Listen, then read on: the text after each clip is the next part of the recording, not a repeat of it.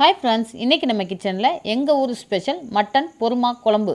இது ரொம்ப சூப்பராக டேஸ்ட்டாகவே இருக்குங்க. தேவைகளில் மேரேஜில் இதுதான் பண்ணுவாங்க. இதுக்கு வாழைக்காய் ரசம் காம்பினேஷன் அட்டகாசமாக இருக்கும். ஏற்கனவே நம்ம சேனலில் இந்த வீடியோ போட்டிருக்கோம். பார்க்காதவங்க டிஸ்கிரிப்ஷனில் லிங்க் கொடுக்குறேன், பார்த்துக்கோங்க. இது எங்கள் ஊரில் மேம்பொடி குழம்புன்னு சொல்லுவாங்க, பொறுமா குழம்புன்னு சொல்லுவாங்க. இது ரொம்ப சூப்பராகவே இருக்கும். இது எப்படி செய்கிறதுன்னு பார்க்கலாமாங்க. Welcome to Yasmiji kitchen.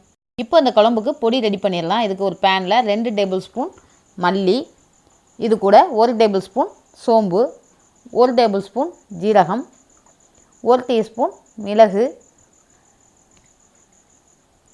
இது கூட ஒரு கைப்பிடி அளவு ஏலக்காய், அதாவது ஒரு 10 ஏலக்காய் சேர்த்துக்கோங்க. ஒரு 5-6 கிராம்பு, இது கூட பெரிய துண்டு 2 பட்டை, இதெல்லாம் சேர்த்து நல்லா வாசனை வர அளவு வறுத்து எடுத்துக்கோங்க. ரொம்ப கருகிடக்கூடாதுங்க. ஸ்டவ் லோ ஃப்ளேம்லேயே வச்சு நல்லா வாசனை வர அளவு எல்லாத்தையும் நல்லா வறுத்து எடுத்துக்கலாம். இதெல்லாம் வறுபட்டதும் இதை ஆற வச்சிடலாம். ஒரு பிளேட்டில் கொட்டி வச்சிடுறேன். இது ஆறுனதுக்கப்புறம் இப்போ இதை ஆற வச்சிடலாம் ஒரு பிளேட்டில் கொட்டி. இப்போது அதே பேனில் 2 டேபிள் ஸ்பூன் புழுங்கல் அரிசி சேர்த்துக்குவோம். இதையும் நல்லா பொன்னிறமாக வறுத்து எடுத்துக்கலாம். நல்லா பொரி அரிசியாக வறுத்து எடுத்துக்குவோம். இது எங்கள் ஊரில் மேம்பொடின்னு சொல்லுவாங்க. இது வாழைக்காய் ரசம் கல்யாணத்துக்கு சேர்த்தா ரொம்ப டேஸ்ட்டாகவே இருக்கும். கல்யாணக்கார வீட்டு வாசனையே இதில் வருங்க. 10 வீட்டுக்கு இது மணக்கும்.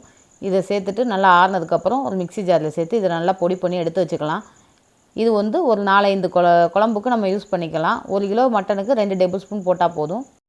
இப்போது குக்கரில் 2 டேபிள் ஸ்பூன் நல்லெண்ணெய் சேர்த்துட்றேன். ஆயில் நல்லா ஹீட் ஆனதும் 2 பட்டை, 2 கிராம்பு, இது கூட 1/4 டீஸ்பூன் வெந்தயம், இது பொரிஞ்சு வந்ததுக்கப்புறம் ஒரு கப் அளவு சின்ன வெங்காயம், இது கூட 1 டேபிள் ஸ்பூன் கல்லுப்பு, இதெல்லாம் சேர்த்து நல்லா வெங்காயம் வதங்கினதுக்கப்புறம் 2 தக்காளி பழங்களாக கட் பண்ணி வச்சுருக்கேன். அதையும் சேர்த்து நல்லா வதக்கி விட்டுலாம். இது கூட 3 பச்சை மிளகாய் கீரி சேர்த்துக்கிறேன்.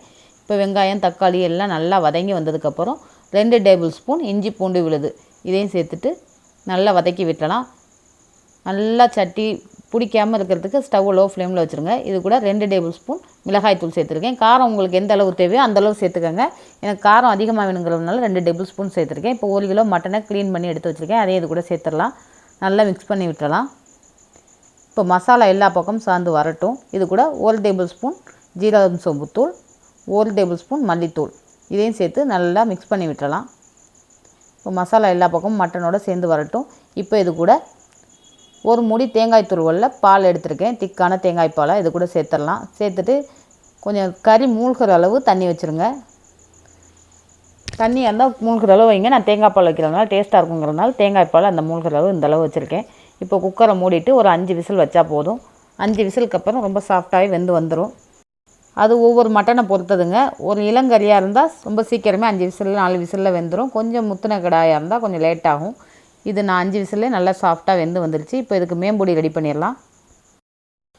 இப்போ இதுக்கு ஒரு கைப்பிடி அளவு பூண்டு பற்களை ஒரு உரலில் சேர்த்து நல்லா இடித்து எடுத்துக்கிறேன். நல்லா தோலோடவே சேர்த்து இடித்து எடுத்துருங்க இந்த மாதிரி. இப்போ இதை ஒரு பவுலில் வச்சுக்கலாம். இப்போது 2 டேபிள் ஸ்பூன் நம்ம மேம்பொடி இடித்தோம்ல அதை இது கூட சேர்த்து இந்த பூண்டு பல் தட்டினோம்ல அதையும் சேர்த்து நல்லா மிக்ஸ் பண்ணி விட்டுருங்க. இப்போ மேம்பொடியை மிக்ஸ் பண்ணி வச்சாச்சு. இப்போ இது இருக்கட்டும். குக்கரை ஓப்பன் பண்ணி பார்க்குறேன். நல்லா மட்டன்லாம் வெந்து ரொம்ப சாஃப்டாகவே வந்துருச்சு. இப்போது நம்ம பொடி பண்ணி எடுத்து வச்சுருக்கோம்ல பொறுமா பொடியை இது மேலே லைட்டாக தூவி விட்டலாம். நம்ம மேம்பொடியை கொஞ்சமாக 2 கைப்பிடி அளவு நம்ம எல்லாம் எவ்வளோ நுணுக்கி வச்சோமோ அதை எல்லாத்தையும் சேர்த்துட்றேன். 2 டேபிள் ஸ்பூன் அளவு தான் சேர்த்து அது கூட ஒரு முழு பூண்டை தட்டி சேர்த்துருக்கேன். பொடியை தூவிட்டு க்ளோஸ் பண்ணி வச்சிடணும். ஒரு 5 நிமிஷத்துக்கு அப்புறம் ஓப்பன் பண்ணால் 10 தெருவுக்கு சூப்பராகவே மணக்குங்க. மட்டன் குழம்பு சூப்பரான வாசனையோட கல்யாணக்கார வீட்டு வாசனை அட்டகாசமாக இருக்கும். இதே போல் நீங்களும் ட்ரை பண்ணி பார்த்துட்டு எப்படி இருந்துச்சுன்னு மறக்காமல் எனக்கு கமெண்ட்ஸில் சொல்லுங்கள். இந்த குழம்பு பட்டுக்கோட்டை வட்டாரத்தில் ரொம்ப ஃபேமஸுங்க. பட்டுக்கோட்டை வட்டாரத்தில் உள்ள மேரேஜுகளுக்கு நீங்கள் போயிருந்தீங்கன்னா கண்டிப்பாக சாப்பிட்ருப்பீங்க. பாய் வீட்டுகளில் சாப்பிட்ருந்தா எப்படி இருந்துச்சுன்னு எனக்கு கமெண்ட்ஸில் சொல்லுங்கள்.